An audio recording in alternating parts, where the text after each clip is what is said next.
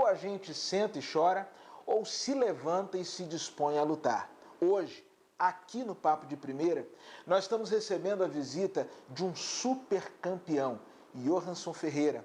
Ele que já foi medalhista em Olimpíadas, campeonatos mundiais e vai nos falar um pouco sobre a sua trajetória e sobre a sua história de superação.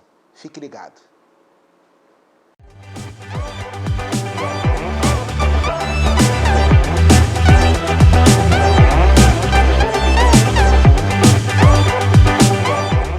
Bem, como disse anteriormente, hoje nós estamos recebendo aqui no Papo de Primeira o Johanson Ferreira. Johanson, que é um atleta alagoano, paralímpico, tem uma história belíssima. E eu queria que você se apresentasse, contasse um pouco da sua história, da onde você vem, enfim, sua família. Fala um pouco pra gente sobre isso tudo. Oi pessoal, meu nome é Johanson do Nascimento.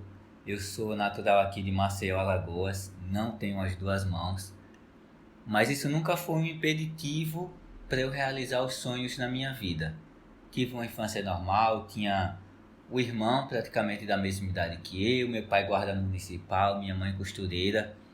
Então eu tive uma infância aqui na periferia de Maceió, mas uma infância boa, uma infância saudável.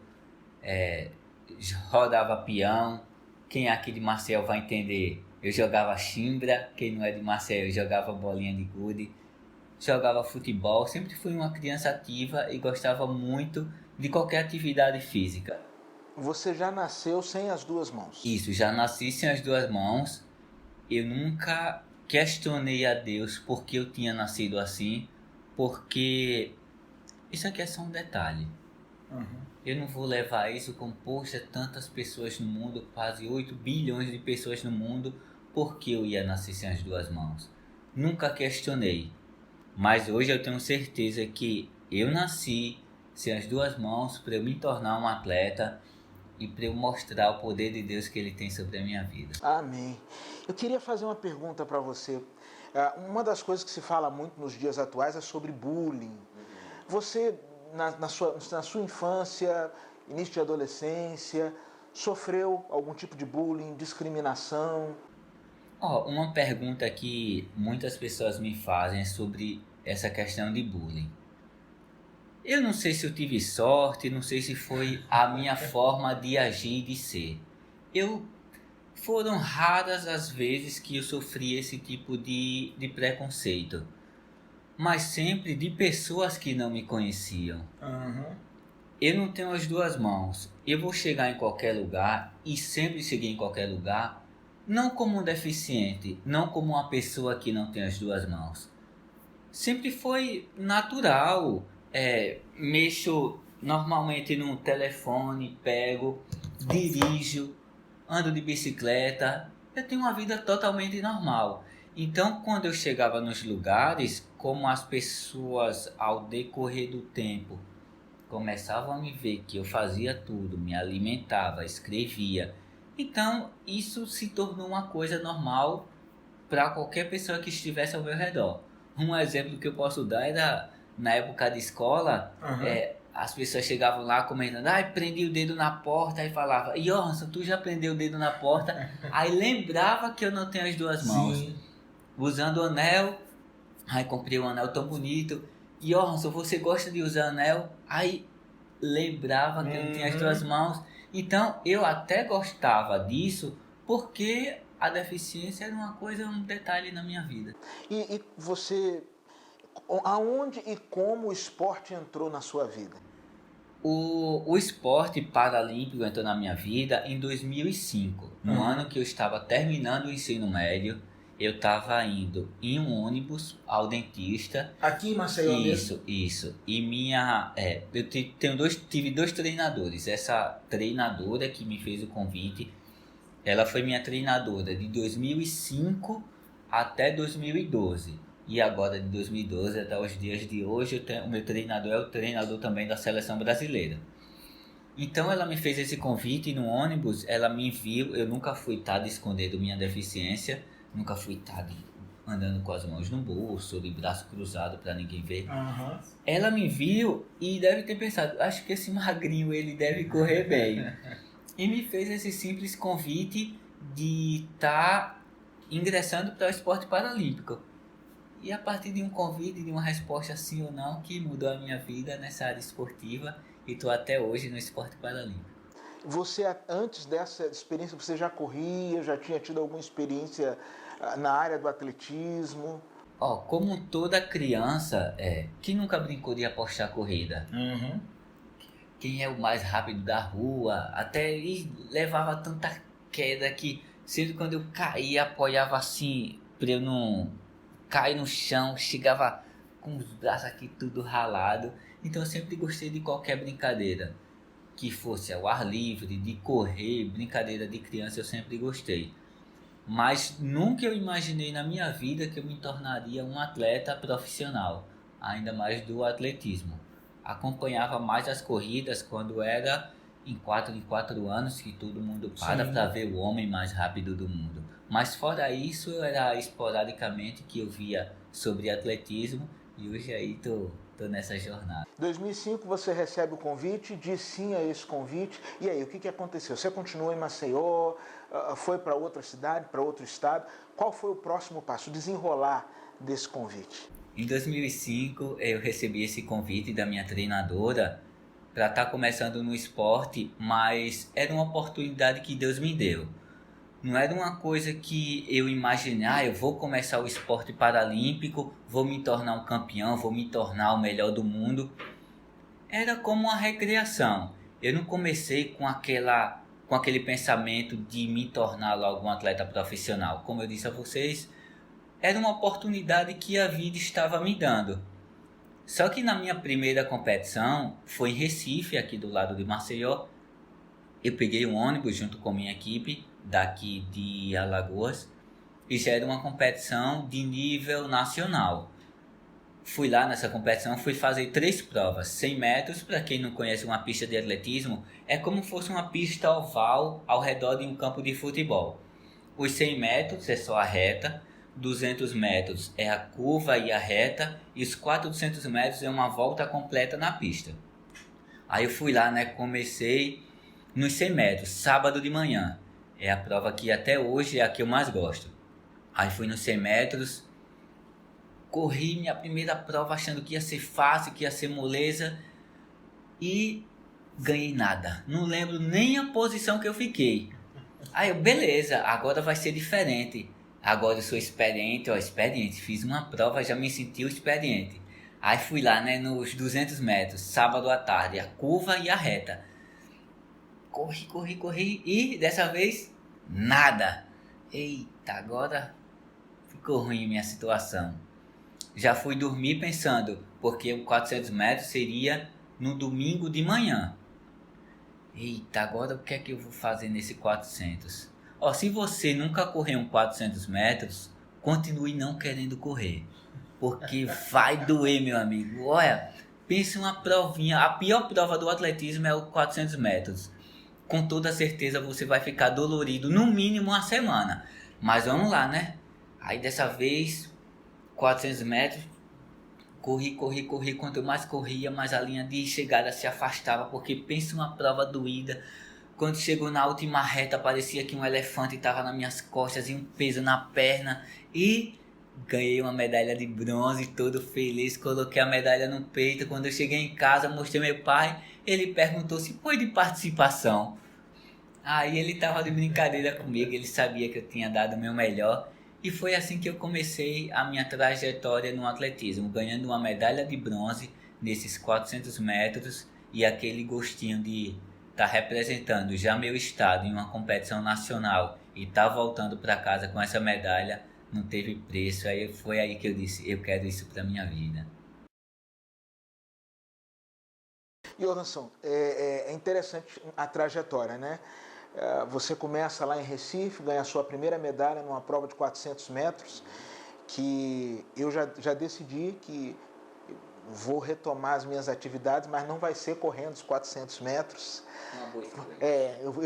Eu vou seguir a sua recomendação. Eu não volto para o atletismo para uma prova dessa, porque eu nem consigo imaginar como deve ser o peso de um elefante sobre mim. Talvez eu esteja mais para ser o próprio sobre mim. E você que riu disso não vai para o céu. Mas eu queria que você falasse um pouco sobre a sua trajetória, né? Você começa em Recife e hoje, assim, olhando em retrospectiva, são 6 participações em campeonatos mundiais. Já está indo para a sua 4ª Olimpíada, né? Se a gente não estivesse vivendo esse momento de pandemia, estaria agora em Tóquio, mas já tem a sua vaga garantida para o próximo ano. Eu queria que você falasse um pouco dessa trajetória. Como foi sair daquela primeira prova dos 400 metros, ter 11 medalhas em campeonatos mundiais, em ser medalha de ouro na Paralimpíada de Londres, ser medalhista também na Paralimpíada do Rio de Janeiro em 2016. Conta pra gente um pouco dessa sua trajetória. Como é que foi isso?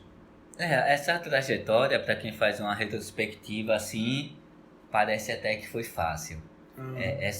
Desde a minha primeira competição em Recife, no ano seguinte eu já estava indo para o meu primeiro campeonato mundial, sou integrante da seleção brasileira desde 2006. E uma coisa interessante é que minha segunda competição eu já estava indo para um outro continente, já estava indo para Angola, na África. Olha que legal.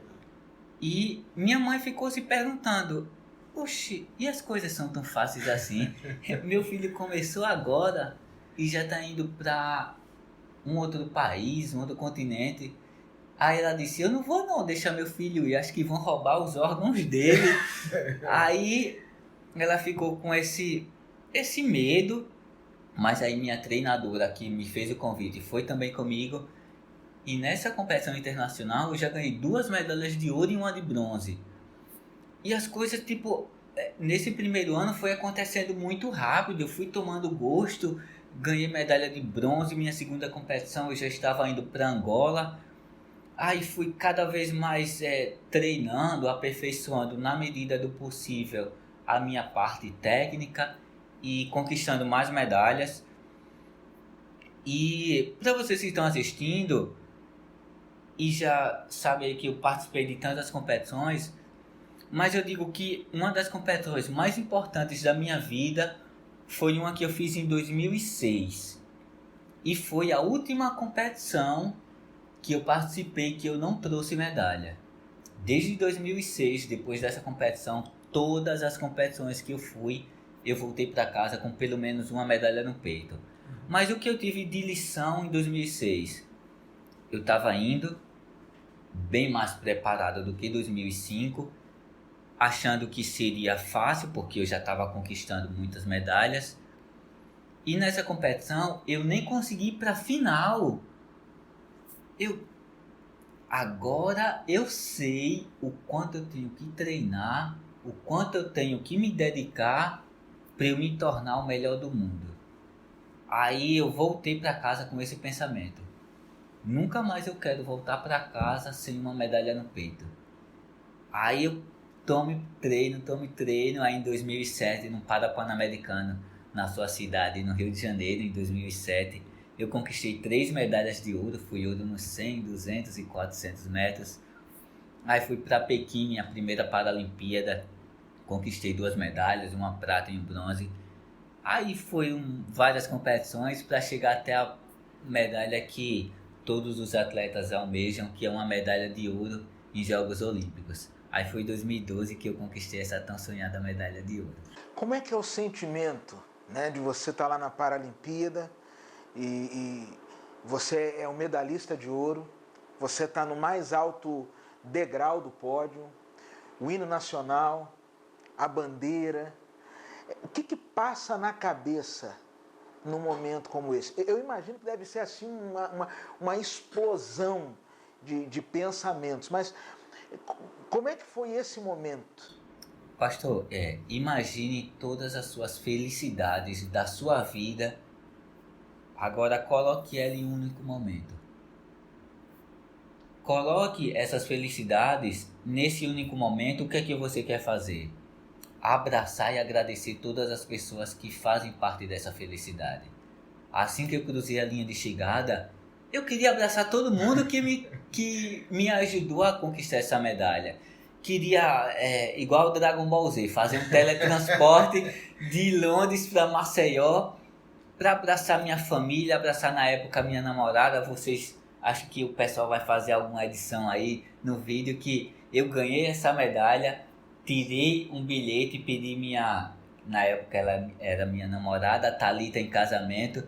Então teve todas um incremento aí nessa medalha de ouro, pedido de casamento. Então foi uma felicidade para mim enorme estar conquistando essa medalha de ouro. Para mim foi uma coisa inexplicável, muitas alegrias, queria abraçar todo mundo, só vitória. Eu uma vez conversando com um atleta, ele falou comigo que às vezes, num momento decisivo, parece que você sente, hoje é meu dia, hoje eu vou vencer, né? Você tinha esse sentimento porque você já levou o bilhete, você já foi preparado para fazer o pedido de casamento, você quando chegou no estádio olímpico, já tinha esse sentimento assim, é hoje. Pastor, o mais importante na vida não é a competição, é a preparação. De várias competições. Minha preocupação não é se meu maior adversário está na prova. Minha maior preocupação não é se vai surgir um atleta novo, mais rápido. Minha preocupação é se eu estou me preparando. Então, no ano de 2012, um ano antes, eu estava em uma transição de ir morar em São Paulo. Eu queria muito, porque em 2011 eu já tinha me tornado campeão mundial, tinha me tornado campeão paralímpico, campeão brasileiro. A única medalha que me faltava era a medalha de ouro em Jogos Paralímpicos. Então eu me mudei para São Paulo para ir em busca dessa tão sonhada medalha. E eu acordava todos os dias e pensava, eu quero ser medalhista de ouro em uma Paralimpíada. Todos os dias eu acordava e pensava isso. Maceió quente, como vocês sabem, fazendo 30 graus tranquilamente em uma sombra. Eu lembro um dia que eu morava perto da pista de atletismo lá. Aí, dia chuvoso em São Caetano, subi em cima da bicicleta, coloquei um capuz, fazendo 7 graus. Então, pra gente que está acostumado no calor, um frio, eu batendo o queixo, só aqui a cabeça assim, e eu pedalando. Mas em nenhum momento eu estava pensando, poxa, o que é que eu estou fazendo aqui, longe da minha família, longe do meu calor, um frio desse, eu indo para o treinamento na chuva. Eu não estava pensando isso. Eu estava pensando que Deus estava me dando uma oportunidade de ir em busca do meu sonho. Eu estava agradecendo por ter essa oportunidade de estar treinando em um bom lugar, de ter um bom treinador e de ter saúde para ir em busca da medalha. Então, quando eu cheguei em Londres, eu não fui de salto alto naquele clima de já ganhou, porque eu sabia que eu tinha grandes adversários, mas eu fui sabendo que eu estava preparado para aquela medalha. Eu tinha treinado para ganhar aquela medalha. Eu sabia que ia ser difícil, mas sabia que eu era capaz. Então, se vocês conseguirem também colocar aí na edição a prova, foi uma prova muito acirrada, porque a briga no final ficou entre eu tenho 1,70 m, e um cubano de 1,90 m. Então foi... A passada do camarada era muito grande, era uma corrida de Davi e Golias. Eu lá, pequenininho, eu sempre fui o mais magrinho de todos os meus adversários. Então, ele vem na curva, ele estava em primeiro, a gente entra na reta, ele um pouquinho na minha frente e eu um pouquinho atrás dele, e eu em nenhum momento pensando que não ia dar. Cada passada que eu dava, eu pensava, eu vou conseguir, cada passada eu vou conseguir, aí eu passo ele. Então nos últimos 20 metros eu consigo passar ele, aí faltando uns 5 metros para cruzar a linha de chegada, eu sabia que eu ia me tornar campeão e levantei os braços em comemoração. Então foi uma prova muito bonita de se assistir, uma prova que não foi fácil, mas eu sabia que eu estava preparado para essa medalha. Em 2012 você estava vivendo um grande momento, né? E no 100 metros, você na semifinal alcançou uma marca que na final o vencedor não conseguiu bater a marca que você tinha alcançado na prova anterior, né? Só que lá na prova final você se machuca, você sofre uma lesão. This one, isn't it? Who do you think might get this one? I'm rooting for Nascimento. And they're away, and Nascimento's away to a great start. So too is Isidora. He's done his hamstring. His Nascimento's out. Nascimento, his hamstring went, and they're cheering because Nascimento is going to finish the race.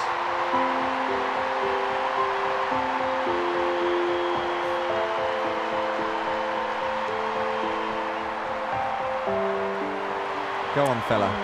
It's important you finish. He'll get a huge cheer as he goes over the line. His heart's going to be broken at the same time.